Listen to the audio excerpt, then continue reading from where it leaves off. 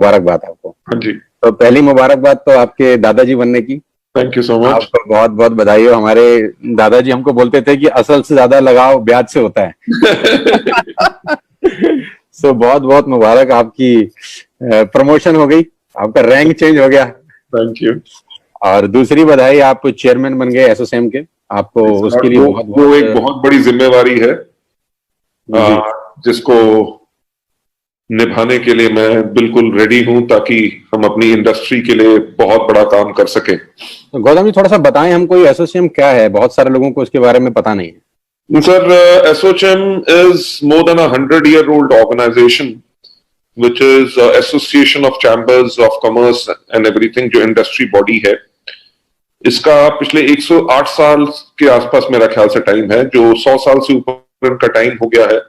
उसके अंदर ये जो इंडस्ट्री की जो आवाज है, ये गवर्नमेंट के पास रखते हैं। सरकार भी अगर कोई रूल लाना चाहती है, से फॉर एग्जांपल बजट के अंदर टैक्सेस कम करने हैं कि क्या करना है, लॉ कैसा होना चाहिए, तो इसके अंदर वो इन बॉडीज से कंसल्ट जरूर करते हैं। और एसोचैम का 100 साल से पुराना होना इसको बहुत बड़ी वेटेज देता है, ताकि सरकार इनकी बातें जरूर सुनती है। इसके अंदर मेरा ख्याल से 51 से ज्यादा काउंसिल्स हैं। Oh my God. जो अलग अलग इंडस्ट्री की, जैसे स्टील की होगी, आयुष की हो गई, और वेरियस अदर इंडस्ट्री बॉडीज की काउंसिल्स हैं, जिनके अंदर उन्होंने जो रिनोन्ड उस फील्ड के जो लोग हैं उनको वो बाय इनविटेशन बनाते हैं एज चेयरमैन। और वो पूरी की पूरे साल का अपना एजेंडा फॉर्म करते हैं कि हम क्या करेंगे, क्या एक्टिविटीज करेंगे, ब्यूरोक्रेसी को हम कैसे अप्रोच करेंगे, अगर लॉ जो करंट है अगर उसके अंदर कोई डिफिशिएंसीज हैं उसको बेटर कैसे करना है, तो सरकार को सुझाव देते हैं। और इसी तरह से गवर्नमेंट एसोचैम की बात काफी सुनती है, और बाकी इंडस्ट्री बॉडीज की भी। और इसमें हमारा भी यही प्रयास रहेगा कि डायरेक्ट सेलिंग के अंदर वेरियस स्टेट्स के अंदर जो हैरेसमेंट होती है, या जो लोगों को अभी, या ब्यूरोक्रेसी या पुलिस को अभी इसके बारे में ज्ञान नहीं है, तो हम इस ज्ञान को कैसे बढ़ाएं, इंडस्ट्री को कैसे बेटर करें, ताकि जो आज के दिन पे आपको पता है कि कोविड-19 में लोगों के पास जॉब नहीं है, पर डायरेक्ट सेलर आज के दिन पे बगैर जॉब के नहीं है। उनको आज के दिन पे भी पे आउट आ रहा है, सब कुछ हो रहा है, प्रोडक्ट्स मिल रहे हैं। तो इस इंडस्ट्री को और रिकॉग्निशन कैसे मिले, और आगे चल के अगर कोई बेनिफिट्स मिल सकते हैं इंडस्ट्री को, से फॉर एग्जांपल टैक्सेस में, या कुछ जैसे सेल्फ एम्प्लॉयड लोग हैं, तो सेल्फ एम्प्लॉयड होने पे जब भारत सरकार भी कह रही है कि एंटरप्रेन्योर हो, स्किल डेवलपमेंट हो, वुमेन एम्पावरमेंट हो, जो डायरेक्ट सेलिंग में होती है, तो इंडस्ट्री में हम इसके लिए बेनिफिट्स कैसे ला सकें, ये प्रयास हमारा इसमें रहेगा। जैसे आज के दिन पे हम बहुत इंडस्ट्री बॉडीज के अंदर हैं, जैसे पीएचडी चैम्बर ऑफ कॉमर्स जो है उसके अंदर वेस्टीज जो है वो एक पेट्रन मेंबर है। मेरा ख्याल से all across India round about 58 patron members हैं सिर्फ, जो मैनेजमेंट कमेटी में आते हैं। तो we are in management committee of that also. और साथ ही साथ उनकी जो वहां पे आयुष कमेटी है, राइट, जो डिपार्टमेंट ऑफ आयुष यानी कि आयुर्वेदिक के प्रमोशन के लिए जो पूरी पॉलिसीज बनाती है या सरकार को रिकमेंडेशन भेजती है, उसका भी मैं को चेयरपर्सन हूं। और इसी तरह फिकी के अंदर हम कॉर्पोरेट मेंबर हैं।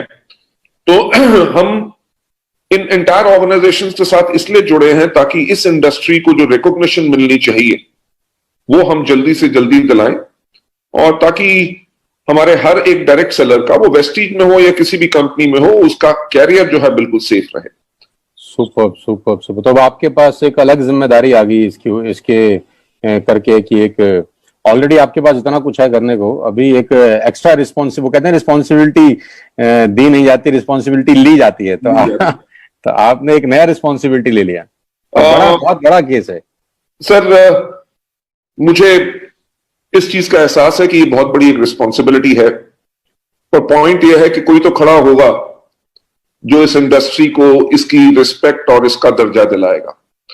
मेरा ख्याल से 2004 में जब हमने वेस्टीज की शुरुआत की थी, तब भी यही सोच के शुरुआत थी कि कोई तो खड़ा होगा जो इस इंडस्ट्री में लोगों को रिस्पेक्ट दिलाएगा। और एक्चुअली जो इस इंडस्ट्री को लोग जिस प्रकार से उस समय देखते थे, उनका नजरिया बदले। ताकि लोग फख्र से कहे कि मैं एक डायरेक्ट सेलर हूं, राइट। और मेरा ख्याल से 16 साल के अंदर हमने इस चीज को प्रूव भी किया है। अगर हमने इसको प्रूव किया है तो पूरी इंडस्ट्री के लिए हम इसको बेटर कैसे बना सकते हैं, ये जिम्मेवारी अब ली है। अब ऊपर वाले का साथ, आशीर्वाद और आप लोगों का साथ रहेगा तो इसको भी बहुत खूबी हम निभाएंगे। नहीं, बहुत अच्छी बात आपने ये कही कि आज भी आप पूरी इंडस्ट्री के बारे में बात कर रहे हैं, बिल्कुल sir, not only for wastage. आप आज भी अगर आप बात कर रहे हैं तो ये बड़प्पन दिख रहा है मुझे आपकी बात में कि are talking about the whole industry, not only for our company. That's a point. देखिए सोनू जी, ऐसा है कि ऐसा नहीं है कि सिर्फ वेस्टीज ही रहेगी, और भी कंपनीज आएंगी, और बेहतर कंपनीज आए। और मैं हमेशा एक कहता हूं कि कंपटीशन अगर आए तो वो बेहतर होता है। कंपटीशन अगर नहीं आएगा तो हम कॉम्प्लेसेंट हो जाएंगे, हम आराम से जैसा चल रहा है वैसा चलते रहो, कंफर्ट जोन चला जाएगा। हाँ, कंपटीशन जब आता है, अगर वो कुछ नया करता है तो जो पहले लोग होते हैं, पहली कंपनीज होती हैं, वो भी अपने आप को समय के अनुसार चेंज करती हैं ताकि हम कंपटीशन से बेटर कैसे रह सके। तो कंपनीज आती रहेंगी, बेहतर कंपनीज हमेशा टिक के रहेंगी, और इंडस्ट्री के अंदर पोटेंशियल बहुत है।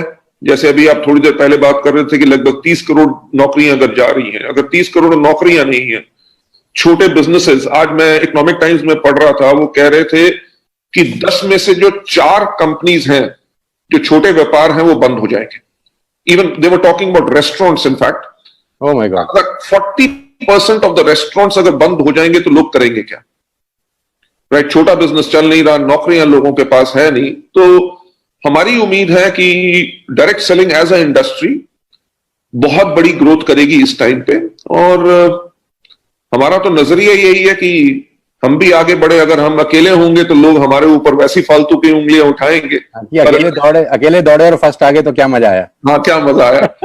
तो जब बाकी भी इंडस्ट्री में बाकी कंपनीज भी ग्रो करेंगी, तो हमारा हमेशा से विचार यही रहा है कि एज अ इंडस्ट्री लोगों को कैसा फायदा हो। बाली साहब, मैं एक बात इसमें और आपसे जानना भी चाहता हूं, और मतलब खुशी के साथ पूछ भी रहा हूं कि हम लोग तो सिर्फ 7-8 महीने पुराने इस कंपनी का हिस्सा हैं। 8 महीने पहले ही हम लोगों ने ज्वाइन किया है।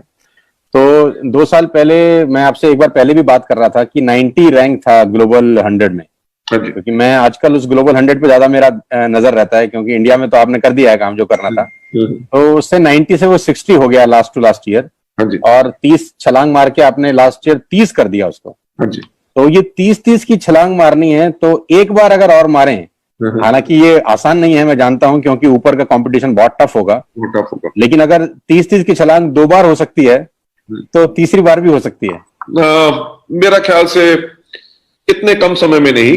हाँ, क्योंकि अगर आप देखें जो नंबर 1 कंपनी है, उसका टर्नओवर क्लोज टू $9 बिलियन है जी, राइट। तो अभी तो हम 2,500 करोड़ के आसपास की कंपनी है, और अगर वो लगभग 70,000 करोड़ की कंपनी है तो समय जरूर लगेगा। बट जो कहते हैं ना कि वो जो नंबर है वो आपको प्रेरित करता है, आपको मोटिवेट। बड़े साहब उनको तो 50-50 साल हो गए चलते हुए। उनके साथ एक और चीज भी ऐड है कि उनको चलते हुए 50 साल हो गए हैं, जिसकी भी कंपनी की हम बात कर रहे हैं। We are just a 16-year-old organisation. उसमें अभी समय लगेगा, कोशिश हमारी जरूर है, लक्ष्य हमारा, टारगेट तो वही है कि अगर है ना, अगर दौड़ रहे हैं तो नंबर 1 के लिए दौड़ रहे हैं। अब जितना समय लगेगा उसके लिए और ट्रेनिंग करनी पड़ेगी, और तैयारी बेहतर करनी पड़ेगी, ताकि we become the company of preferred choice. जब स्टार्ट किया था तो आपको कभी एहसास था कि टॉप 30 में भी कभी आएंगे? नहीं, कभी नहीं था। मैं आपको सच बात बता रहा हूं, सच बात बता रहा हूं। कभी हमने इस बारे में सोचा भी नहीं था कि हम इंडिया में भी नंबर 1 बन सकेंगे। हमारा उस टाइम पे एक लक्ष्य होता है। देखिए, अगर कोई भी आदमी अगर ट्रेनिंग करता है किसी चीज के बारे में, अगर आप एथलेटिक्स की बात करें, आप मैराथन रन करने की बात करें, एक ही दिन के अंदर कोई आदमी 42 किलोमीटर नहीं दौड़ता जी। वो पहले 500 मीटर दौड़ेगा, फिर 1 किलोमीटर दौड़ेगा, धीरे धीरे अपनी शक्ति को बढ़ाता है। हमारा जो उस समय का लक्ष्य था, हमारा लक्ष्य था नंबर 1 कि हम एक ऐसी कंपनी बने जिसके ऊपर लोगों को टोटल भरोसा हो। दूसरा हमारा लक्ष्य था कि जिस दिन हम 100 करोड़ के हो जाएंगे साल में, तो वो बहुत बड़ी एक उपलब्धि होगी। पर मैं एक बात कहना चाहूंगा कि जो हमने सोचा नहीं था वो लोगों को हम में नजर आया। मैं आपको 2011 की बात कर रहा हूं। 2011 में एक वर्ल्ड की बहुत बड़ी वेंचर कैपिटलिस्ट कंपनी है, तब हमारा 2011 में हमारा टर्नओवर होता था 50 करोड़ रुपए साल का, राइट? तो वो हमारे पास आए, उन्होंने हमें ऑफर दिया, हमारी कंपनी को 250 करोड़ का एवेल्युएट किया और कंपनी के 20% इक्विटी के लिए उन्होंने हमें 50 करोड़ ऑफर किया, जो बिल्कुल इन 2011 और हमारा कोई ख्याल नहीं था, कोई मकसद नहीं था कि हम अपनी इक्विटी डाइल्यूट करें।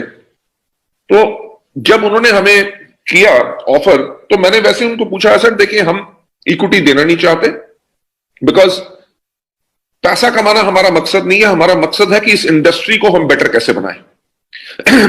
तो मैंने उनसे वैसे ही पूछा, मैंने कहा आप हमारे में क्यों इन्वेस्ट करना चाहते हैं, आप हमारी इक्विटी क्यों लेना चाहते हैं? सोनू जी आप मानोगे नहीं, जो मैंने कभी सोचा भी नहीं था और उस दिन से वो सोच शुरू हुई। उन्होंने कहा जी हमने आपको बहुत स्टडी किया है, आपकी कंपनी को, और हम एक चीज हमें पता चला है इस पूरे चीज से कि आपकी कंपनी के अंदर पोटेंशियल है कि आप इंडिया से एक ग्लोबल डायरेक्ट सेलिंग कंपनी बन सकते हैं। Oh my God, right? ये उनका थॉट प्रोसेस तब था? उनका थॉट प्रोसेस था, तो जो मेरा भी नहीं था, सच बात बता रहा हूं, कभी मैंने ऐसा सोचा भी नहीं था। जब वो चले तो गए, पर उनकी कही हुई बात नहीं गई, वो दिमाग में रह गई। लोग अगर हमारे में हैं कि हम इतना कर सकते हैं जो हमें खुद नहीं पता, तो क्यों ना इसका प्रयास करें। दूसरी चीज, 2012 में जब हमने अपने एंटायर ब्रांड को चेंज किया, क्योंकि 2012 के अंदर हमने एक चीज रियलाइज की कि 2020 के अंदर इंडिया की जो 70% पॉपुलेशन होगी उसकी उम्र एज जो है वो 35 साल से कम होगी। कि यानी कि 2020 में, आज से 8 साल पहले की बात कर रहा हूं, हमने तब इस चीज के ऊपर काम करना शुरू किया कि अगर इंडिया इतना यंग नेशन होगा तो यंग लोगों को किस तरह के प्रोडक्ट चाहिए, किस तरह की कंपनी चाहिए। अगर 2020 में वो सोचते कि वेस्टीज उन लोगों के लिए है, यूथ अगर सोचे कि उन लोगों के लिए है जिनकी उम्र 50 साल से ऊपर है, प्रोडक्ट्स उसके ऐसे हैं जो 50 साल से ऊपर के ले सकते हैं, तो शायद हमारा बिजनेस इस टाइम पे इतना ना चलता। तो हमने अपनी एंटायर कंपनी का आर्किटेक्चर चेंज करके इसको यंगर कंपनी बनाया ताकि हम यूथ को अट्रैक्ट कर सके। जब तक 2020 में पहुंचे, 8 साल की हमें तैयारी लगी। जब वो तैयारी कर रहे थे तो हम अपना विजन, मिशन, पूरा अपना लोगो, यंगर लुक कैसे लाएं, सब कुछ करें। तो जब हम अपने मिशन के ऊपर आए, मिशन के ऊपर जो हमारे एडवाइजर थे, जो आज के दिन पे भी मैं उनका बहुत उनकी बातों को मैं सुनता हूं और मानता हूं, उन्होंने जब मिशन बना के लाया तो उन्होंने कहा to grow to a global scale and become a benchmark in network marketing industry by 2018 and with a global turnover of 5,000 crore. जो कंपनी उस टाइम पे साल में 100 करोड़ निकल रही है लगभग, और वो कंपनी का विजन हो जाए कि जी हम अगले 8 साल के अंदर 5,000 करोड़ की कंपनी बन जाएंगे। राइट? बहुत बड़ा जंप था, बहुत बड़ी बात।